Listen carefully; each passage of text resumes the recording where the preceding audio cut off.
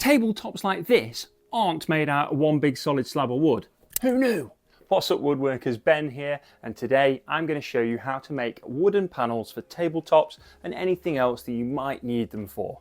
Now, I remember when I first started out looking into woodworking, I was surprised about two things.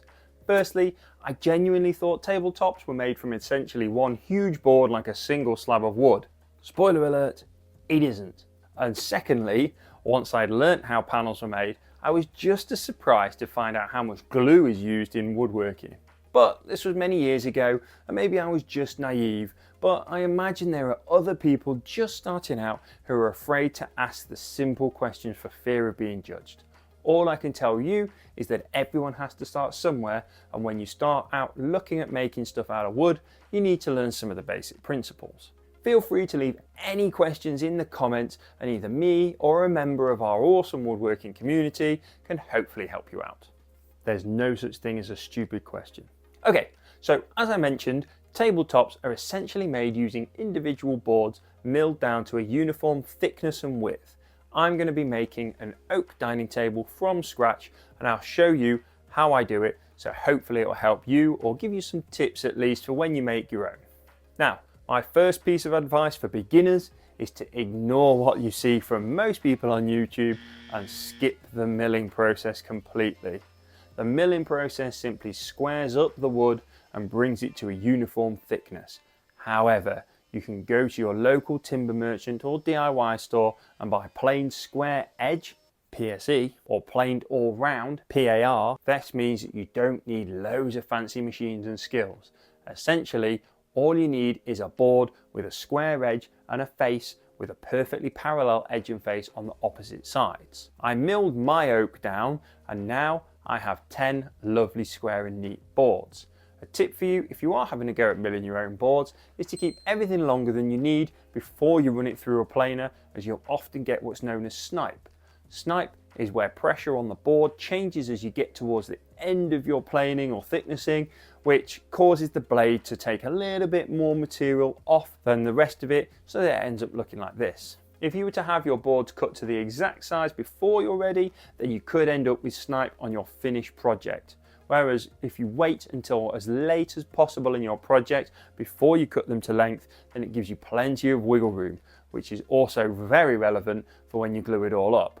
Once you have your boards, it's a case of laying out your boards to decide which side looks best and which layout is the one that you'd like. Take into account things like the grain patterns and things like knots and cracks. It's generally accepted as best practice to orient the board so that you have alternating grain directions, also technically known amongst the artisans as smiley face and frowny face. The theory being that these opposing directions will keep the tabletop from cupping over time, which is particularly relevant for thinner boards. Actually, on that note, it's super important to make sure you're working with dry wood, because if there's any moisture in the wood, then as it dries out, it's more likely to bow, twist or cup. You can buy kiln dried wood, and I got this oak kiln dried, but it was still too damp for me to work with. So I stacked it in my house for a few weeks and checked it periodically with this cheap moisture meter until it got down to a more suitable dryness. Usually 9 to 11% is generally accepted. Now you've got your boards and you're happy with the layout and orientation, the next step to making your tabletop is to attach the boards together. Note that I still haven't trimmed the boards down to length at this stage, which means that I don't have to line up the ends exactly during my glue up. Now, regarding the glue up, there are a few different ways you can do this. The simplest way is to simply glue and clamp them. If you're confident in the squareness of the edges and your clamping pressure, that kind of thing, then just clamps is perfectly fine.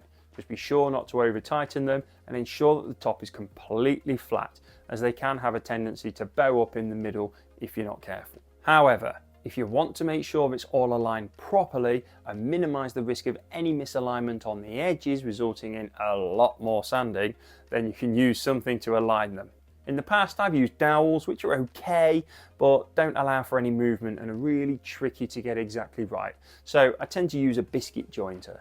This is a very cheap biscuit jointer that I got second hand for barely any money, and it does the job. Biscuits are these little ovals of compressed wood that expand a little when glue is applied so that they fill the gap nicely. The biscuit jointer uses a cutter head that cuts a slot into each side of the wood, and when a biscuit is glued in, it lines everything up perfectly. If you do this method, then you just need to make sure that your biscuits are far enough in from where you think the ends of your table will be, so that when you trim it to final length, you don't get hit with a little biscuity surprise, which ruins the end of your tabletop and means that you're going to need to cut it shorter to cut out the particular biscuit section. Right, I'm just going to mix up some glue for this project, which brings me in nicely to today's sponsor, which is Cascamite. Cascamite powdered resin wood glue is a trusted adhesive brand used by craftsmen and women across the UK that's been in use since 1937, so it's truly stood the test of time.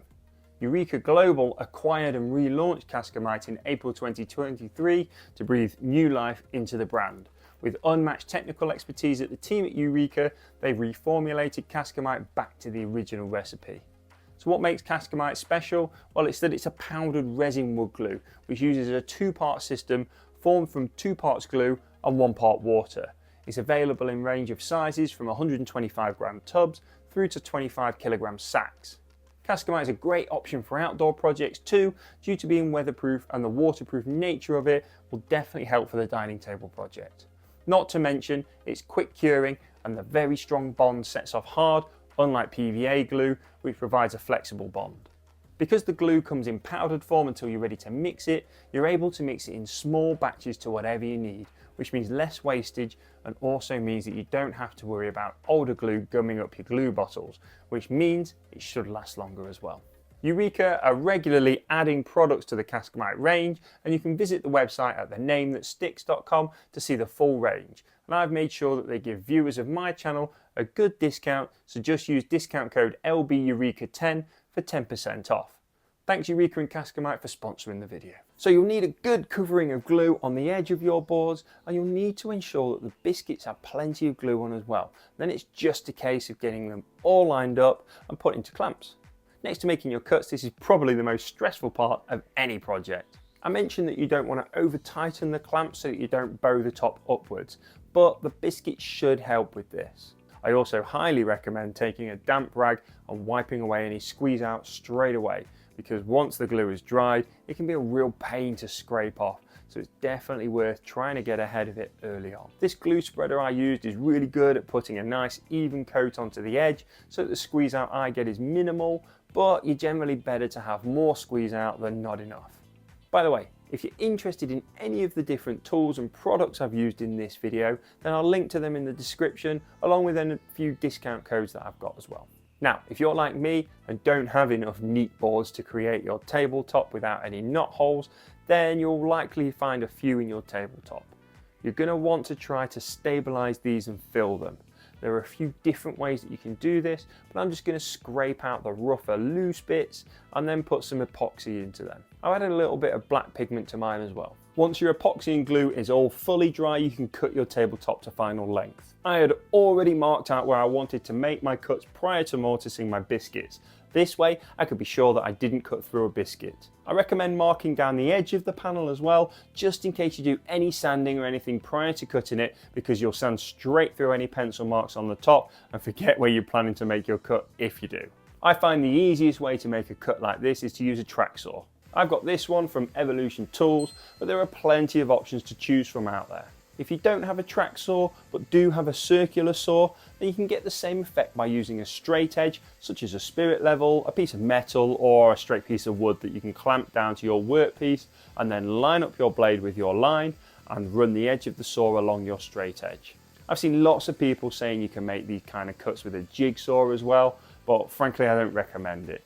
Do yourself a favour and get a cheap track saw or a circular saw, and it'll make life a lot simpler. Once everything is cut down to final size, it's time to move on to everybody's favourite part.